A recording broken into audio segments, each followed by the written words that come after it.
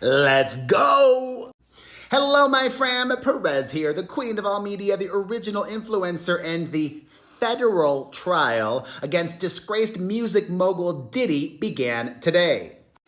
He still has to contend with the near 100 civil complaints against him, but today we are dealing with the major charges of trafficking, racketeering, and... Hey, Marky. That's Diddy's lawyer. One of them.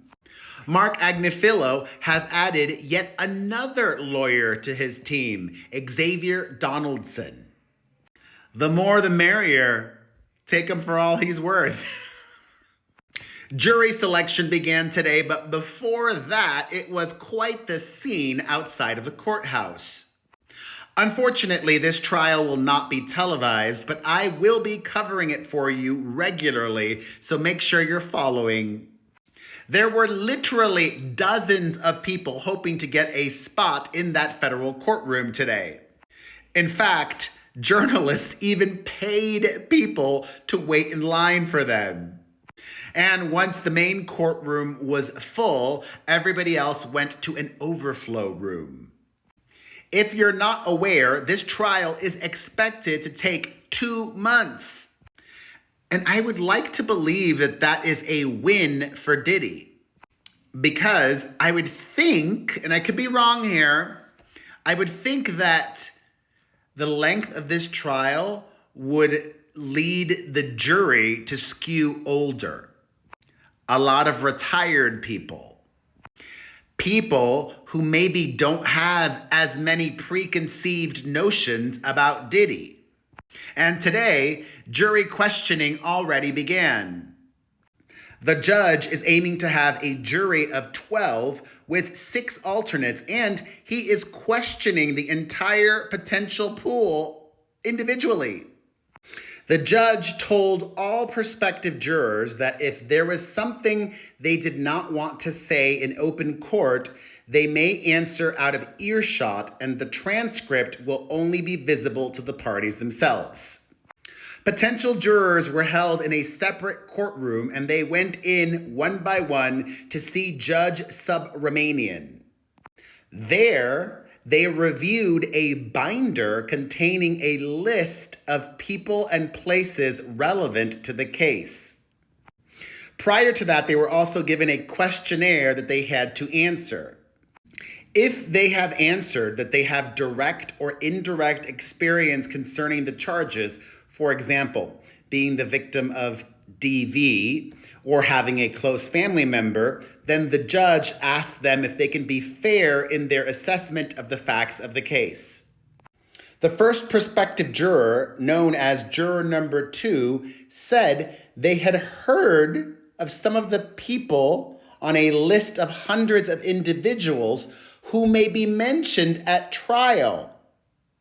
These individuals are Michael B. Jordan and Mike Myers. What?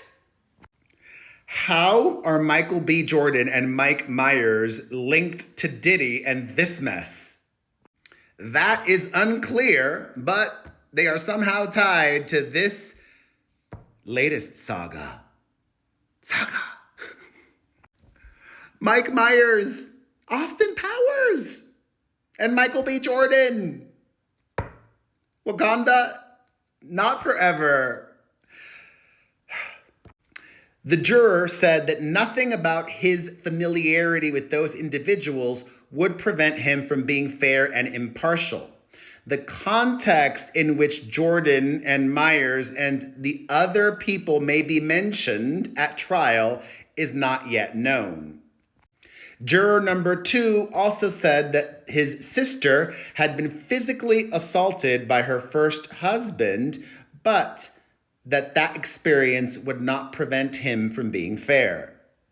Several jurors were obviously excused, including one who shared that a family member had experienced similar subject matter to the case and that it would be difficult for them to sit through this trial. Another juror was excused after saying they had previously seen a damning image of Combs.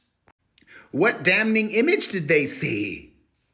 And yet another was excused as they had just started a new job at a hotel. A lot of people are probably going to try to use the work excuse. Several prospective jurors have said that they saw either an image or the video of the hotel security camera footage of Diddy viciously attacking his ex-girlfriend, Cassie, at a hotel in Los Angeles. And at a pre-trial hearing, it was already determined that that footage will be admissible in court at this trial. Another potential juror works for Simon & Schuster in the marketing division, and they recently released Do You Believe Me Now by Al B. Sure.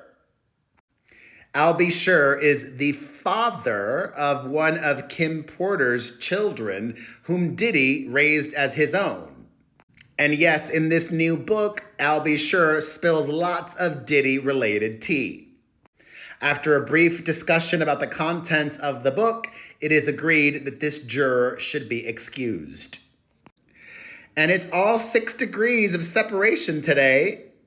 You have to remember, this federal lawsuit is taking place in Manhattan. New York City is the media capital of the world. And one of the potential jurors works for HBO. If you weren't aware, earlier this year, HBO released The Fall of Diddy, a documentary all about him. Diddy's lawyer objected to this potential juror's inclusion, but Judge Subramanian overruled the objection for now. The juror can remain in the mix and will not be excluded. Like I said, there are no cameras in the courtroom, but we get this sketch of Diddy, and as you can tell, he is looking very different, with lots of salt and pepper all over his beard and head. Being locked up has definitely aged him. As the day went on, even more and more potential jurors revealed to the judge that they had seen the Cassie Hotel video. Yay, awful that it happened, but they might say they can be impartial. But if you saw that, you're gonna say he's guilty, right? Because he most likely is. However, telegraphing their defense at a pre-trial hearing, Marky Mark and company said that everything Diddy did with all of the alleged victims was consensual, and that being a swinger is not illegal. At least one jury member even brought up the baby oil. If you know, you know.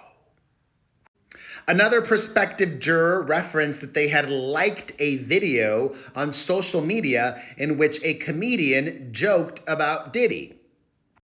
Quote, "I remember liking it because I thought it was funny," said the juror, who the judge decided was qualified after they said they would be able to put the video aside and be impartial. More potential jurors were dismissed, and then at one point today, Diddy asked the judge for a short bathroom break. He said, quote, "I'm sorry, Your Honor. I'm a little nervous today." Why are you nervous if you're so sure you're innocent? Maybe he's not so innocent. If found guilty, Diddy is facing a lifetime behind bars. Fingers crossed. And perhaps one of the biggest takeaways, every single potential juror so far has seen headlines about this case prior to today.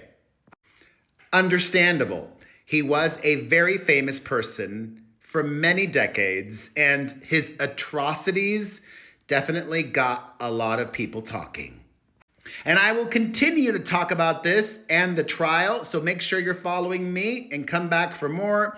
Until then, thoughts on today's latest developments? Let's discuss in the comment section.